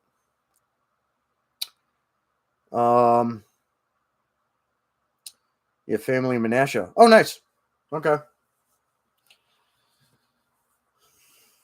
I went to high school way up north in Manitowoc. Long time ago. There's an old World War II diesel submarine, Gato class, at the Maritime Museum up there in Manitowoc, by the way. And there's a good brewery up there called Pet Skull that just opened not that long ago that puts on some banger shows. They just had Suffocation come through last year up there. But yeah, cool. Very cool. I know where that is. I know exactly where that is. Prepared Citizens. And hey, what's your book again? Need to pick it up. Oh, I will link the books in our group chat. The one is called it's kind of a long title. My co-author thought up that one, but it's like how to protect your assets, physical security, a simply explained introduction on how to protect you, your clients, and your business without boring you to death is basically the long-winded title. I'll link it in the group chat. And then I have another book out. It's more of just a template book for like incident report writing and like kind of practicing with it, whether you use it for education or on the job. It's like a incident report template book that's like a bunch of pages, just repetitive of that. I'll put that in the group chat as well. And then I got two other books that'll be coming out relatively soon. One is a baseline set of standards and like a reference guide template for line unit security, shift leaders, for companies to use, whatever, like best practices kind of thing. But a reference guide template for like all that kind of stuff.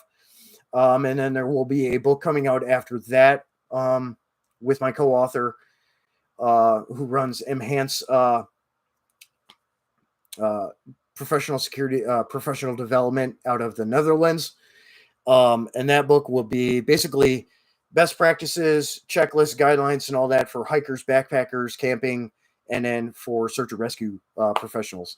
So it's kind of like a book. Like you can put your emergency contact information in it. You can do all your planning in it, like all that stuff. And then it'll have a bunch of information and guides on like how to navigate terrain. How to best practices for establishing a camp.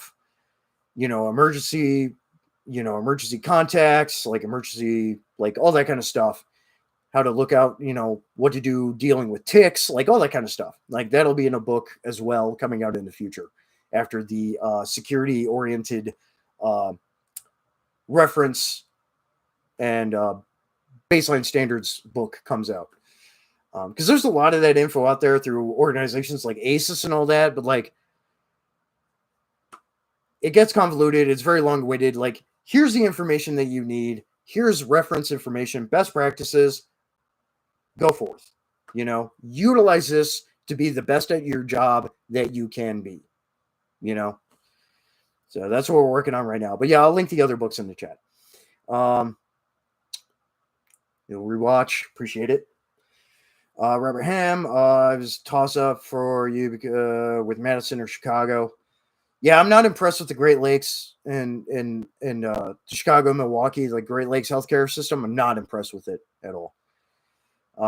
Chose Chicago because it was easier to get to. Then you move to Kentucky, so now you get to go to Nashville because it's closer than Louisville. I've been to the. It was random. I was down visiting a buddy in Johnson City on in Eastern Tennessee. Beautiful area. Their little VA outpatient center there is actually pretty nice. So I was impressed with that one in Johnson City, Tennessee.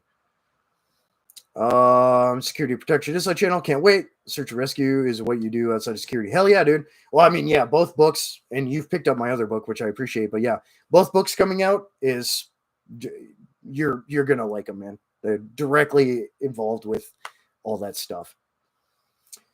Yep, keep it busy with the book stuff. I mean, it. We put out a book maybe once a year or every other year, kind of thing. But we got two books coming out. The line unit security and baseline standards one, a reference book. That's been about 2 years in the works. Um, the other one we just kind of started on, but we already have a lot of information and material in it. We're just trying to add more, refine it, and things like that. And that one will be out later. But yeah, and then got the other two books out as well.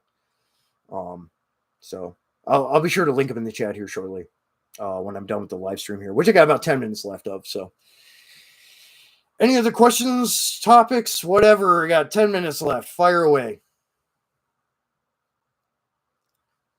Fire away. We'll go rapid fire. I've been kind of rapid fire as it is, this chat, which is great. It's great. It keeps my brain going and get the info out. You know, just not mad about that at all. Water. Anything you got? Fire away.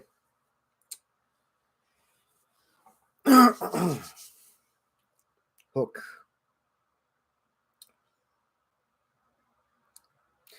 May the gods ever look in your favor as well, Hook. Thank you. Appreciate it.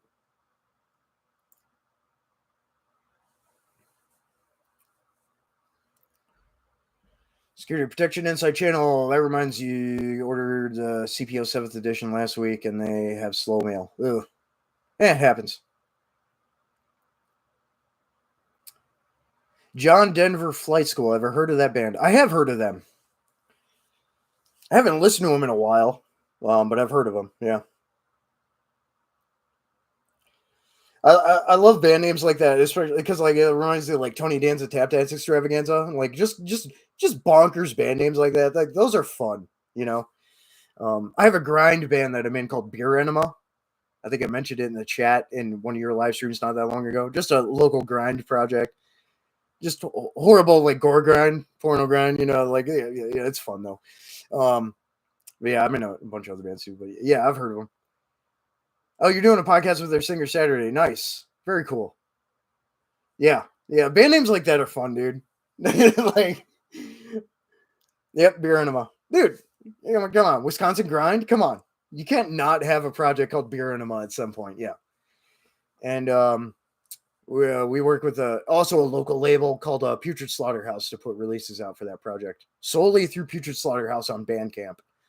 I think some of the grind promotion channels on YouTube have put some of this stuff up before, but yeah, it's hilarious. It's just for fun.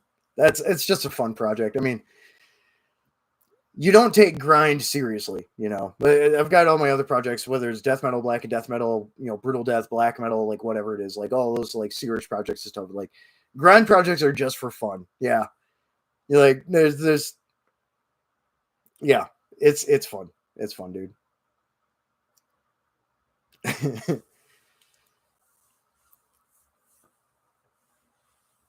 Yeah. We just put an album out. We just put a release out with Beer Enema not terribly long ago. It's awful. It's great, but it's awful. It's like a great but awful kind of thing. Like yeah. Tin Man Metal, your band was Joe's Siberian Sphinx. Long story with the singer and guitarist were both drunk at the time. I can appreciate it. It's funny. Yeah, I mean, so I'm the vocalist for a band called Decoherence. That's an international project. We're signed to Sentient Ruin Laboratories. And then other bands would be Pythonism, That's a band between myself and a buddy, also a veteran, out in North Dakota. That's Lovecraftian psychedelic funeral doom metal. Um, Aposticum, that's black and death metal.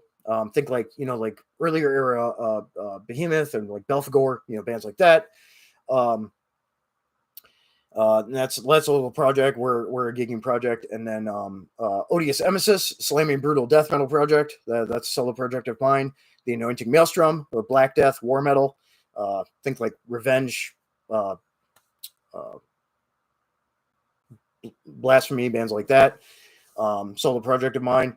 I work with various labels. Eldarion, Tolkien themed, epic atmospheric, symphonic metal. We work with Anthracite Records out of Germany. Void Blight, work with Vargeist Records out of South Carolina, and that's like experimental death metal, Black Death, kind of grindy, kind of mixed all together. So that's some of them. Teth and a Hash, that's avant-garde, experimental, technical black metal, with a buddy out on the East Coast. Cryptic Evil, raw black metal, black and roll, Beer Enema, Grind Project. I'm in like 10, 11 active projects. So working with a bunch of labels and various projects, and all that stuff. Yeah. So I keep very busy with that. Yeah. I want to see Beer Enema's album cover or not. So Bandcamp, it's Grindcore WI, Grindcore Wisconsin.bandcamp.com. That's Putrid Slaughterhouse Records Bandcamp page. That's the only place you'll find Beer Enema stuff. We've had a couple of releases, so yes, some are vulgar, some are not. The most recent one was much more polished, stylized artwork album cover of a bathroom with shit all over it, and then the logo and everything. It's hilarious. The other older album covers are much more vulgar. So that's Beer Enema, dude. I think it's a running trend with most of the album covers for Beer Enema. It's a toilet or a bathroom with that's just completely just wrecked. Robert Ham, have you heard of a band called named End Time? I have a feeling there's a couple of bands with that name. I mean, possibly. What subgenre is it? What kind of music is it?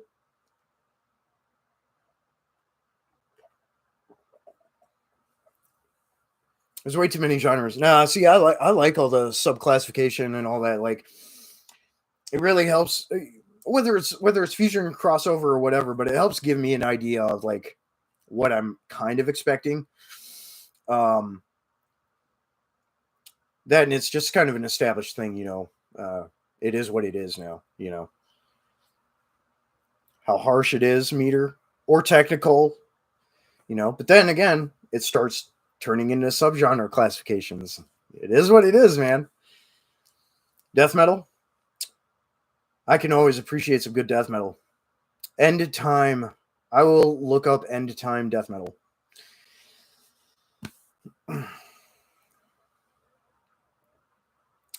Well, yeah, but you're old. Okay. Black Sabbath. OG Doom metal. Come on. OG Doom, baby. Napalm Death. Grind. Cannibal Corpse. Death metal. Suffocation. Death metal. Come on. Slayer.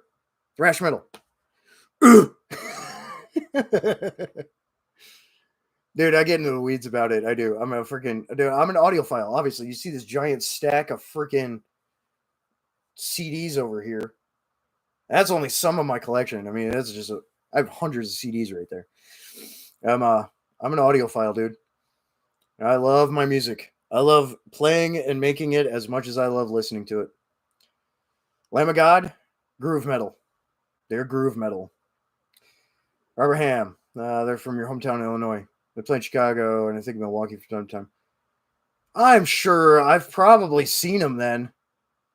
Because, I'm a relative area. I'm kind of in the greater Great Lakes area. So I've probably heard of or seen them before then. I'm gonna have to check them out to refresh my memory.